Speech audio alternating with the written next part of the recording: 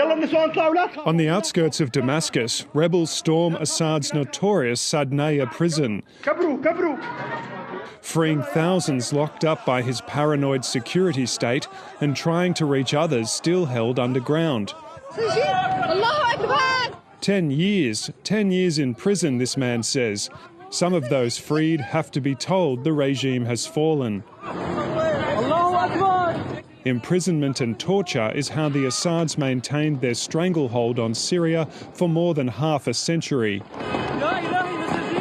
In the year 2000, when the Western-educated heir Bashar al-Assad took power, it was hoped he would be more moderate. But his response to the Arab Spring protests in 2011 was brutal. The crackdown and subsequent civil war is estimated to have killed more than 300,000 civilians. Millions fled, creating the world's largest refugee crisis, to neighbours including Lebanon, Turkey, Iraq, and even to Libya on the other side of the Mediterranean. They're now celebrating the chance to return home, to a free Syria. I have not seen my children in 13 years. I have not been to the funeral of my mother, father and brother. I was not there. I left 2 months after my son was born. The Assad regime's rapid defeat has raised questions for its allies. Iran's foreign minister says its intelligence service was warning of the rebels' movements, but Assad's forces failed to act and they didn't ask for help. What was surprising was the inability of the Syrian army to counter this move and the speed of the developments. Israel's Prime Minister is taking credit. Benjamin Netanyahu says it's the result of his country's actions against Iran and its proxy Hezbollah. It set off a chain reaction of all those who want to free themselves from this tyranny and its oppression. Russian state media is reporting Assad ordered a peaceful transition of power when he fled the country.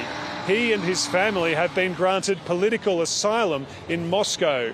Russia's also reportedly struck a deal with Syrian rebels to guarantee the safety of its naval and air force bases in Syria. With the dictator gone, Syrians are looting his Damascus palace. A small moment of triumph after decades of oppression. And Eric joins us now from the Syrian border in Turkey. Eric, with the collapse of the Assad regime, thousands of displaced Syrians are heading home. Tell me, what are you seeing there on the border? So, Jeremy, for the last few days I've been coming here and speaking to Syrians, and there's only been several dozen coming to cross the border, mainly young men looking to see if the situation's safe before they bring their families. Today there are hundreds of Syrians looking to go across, and not just young men, women, children, older people, whole families. It's clear they think things have dramatically changed with the fall of Bashar al-Assad. There's also been a number of Syrians looking to leave, mainly through Lebanon, and they come from ethnic groups that were more closely aligned with the Assad regime or from the west of the country where the Assad family comes from. So there's been a lot of movement, but overwhelmingly it's Syrians looking to return, rebuild and restart their lives.